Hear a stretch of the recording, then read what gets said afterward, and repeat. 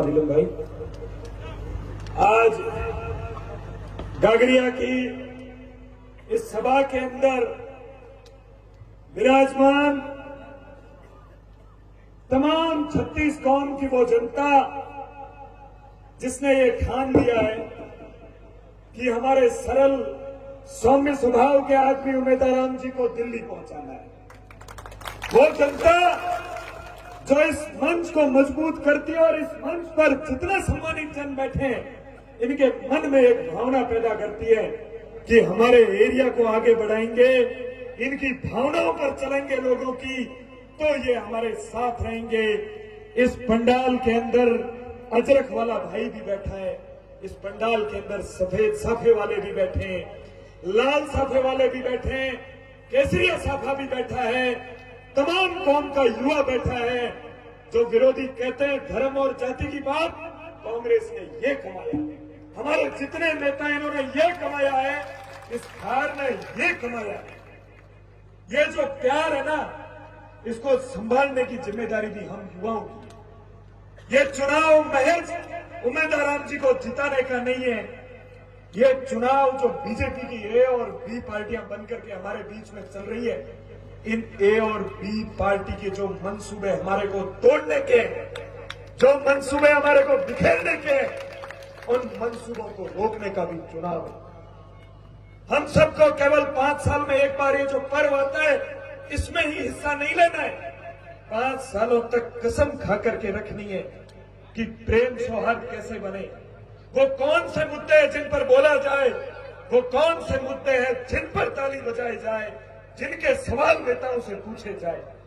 एक व्यक्ति आया, 3 महीने केवल रीलें बनाई, बड़ी बड़ी महंगी गाड़ियां लेकर के आया, गलती सेव की जनता से हो गई कि उससे ये पूछा नहीं कि आप काम क्या करोगे, ये पैसे जो आप लेके आ रहे हो ये कहां से लेके आ रहे हो, ये गलती हो गई। इस गलती का खामियाजा भुगतना पड़ा कि एक वो व्यक्ति जिसे मुद्दों की समझ नहीं है, जिसे काम करवाने की समझ नहीं है, केवल ये कहता है कि लाठे रो।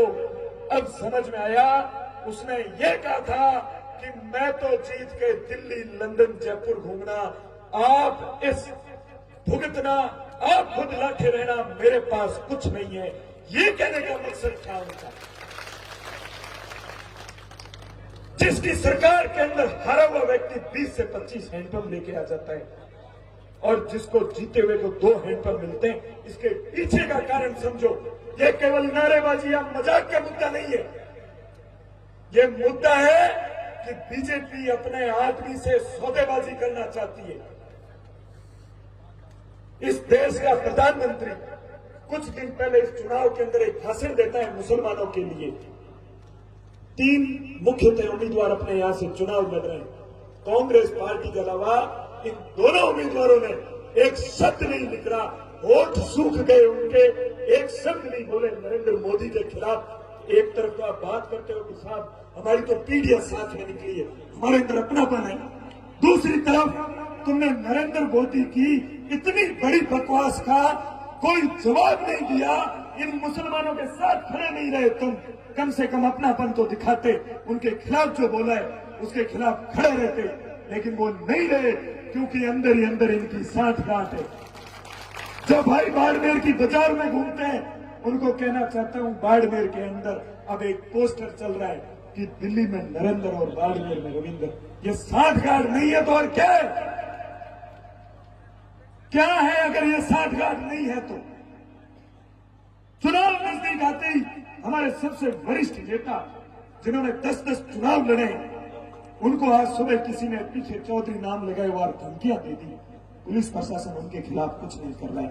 ये साजिशें नहीं है तो और क्या है? अगर हम लोग आज इन साजिशों के खिलाफ नहीं बोलेंगे तो आने वाला समय हम युवाओं का खराब होगा। इन बुजुर्गों ने तो अपना समय निकाल दिया, सही जगह खड़े रहे थे, आज भी खड़े हैं ये। अगर हम अपना भविष्य देख करके आगे नहीं बढ़ेंगे तो आने वाला समय हमारा खराब है।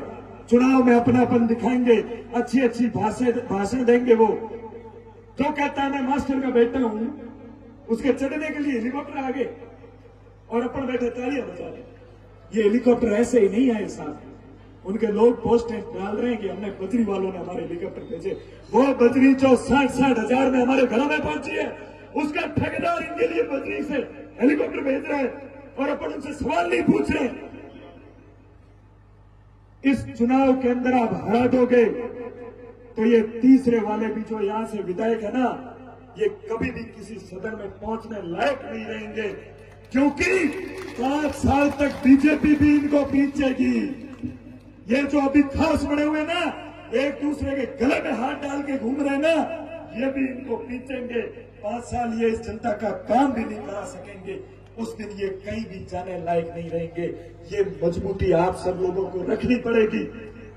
जो बीजेपी ये कहती है कि इस बार हम 400 पार, इस 400 के पीछे भी बहुत बड़ी कहानी है। ये लोग संविधान के अंदर बदलना चाह रहे हैं। इनके कई जगह उम्मीदवारों ने ये कहा है कि 400 सीट लाने दो, हम संविधान भी बदल देंगे। अरे भाई, अगर हमें नहीं समझा तो ये बात ने कोई नहीं समझ सके। खासकर मेरा युवा साथी जगह पहली बार वोट दे रहा है। मैं एक बात कहनी चाहूं कि सरकार तो 272 सीटों में भी बढ़े। वो यहां बात नहीं कही कि हमारे सरकार बनानी है, वो यहां बात कही कि हमारे 400 सीट लानी है, ताकि 400 सांसद इनके सदन में होंगे। उस दिन जो मजबूती बाबा साहब ने अपने को दी है उसको ये बदलेंगे, मन मुताबिक कानून लेकर के आएंगे। और इस मंच पर ये राजेंद्र बोल रहे हैं ना, ऐसों की जुबान बंदी भी ये करेंगे। जो मर्जी से अपने अपन आवाज उठा रहे ना, ये बोल नहीं पाएंगे। इस बात को समझना पड़ेगा। केवल एक दूसरे के ऊपर अपन बट निकालने के लिए अगर इस चुनाव के अंदर गलती कर बैठे ना, तो ये सीधा साधा आदमी उम्मीद आराम दिल्ली जाने से रुक जाएगा। इस जगह की पैरवी रुक जाएगी और हम सब लोग एक दूसरे को मुंह दिखाने के लायक नहीं रहेंगे। ये बार बार बड़े नेता, ये उम्मीदवार सब नहीं हमारे बीच में आ पाएंगे, क्योंकि एरिया लंबा है, समय कुछ बचा ही नहीं है। कल सब हम लोगों का एक बाड़मेर के अंदर लंबा जलसा रखा गया है और फिर परसों का एक दिन बचा है। तय कर लीजिए, घर घर जाइए, बूथ बूथ जाइए और इस बीजेपी और बीजेपी की बी टीम को रोकने का पूरा प्रयास कर लीजिए। ये 2 दिन हमारा भविष्य तय करेंगे।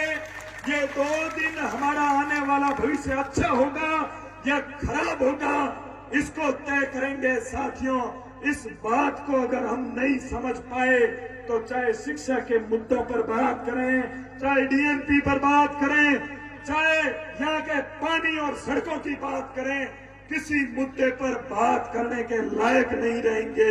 ये हम सबको परेशान करेंगे, हम सबकी आवाज को दबाएंगे, इस आरक्षण को भी खत्म करेंगे।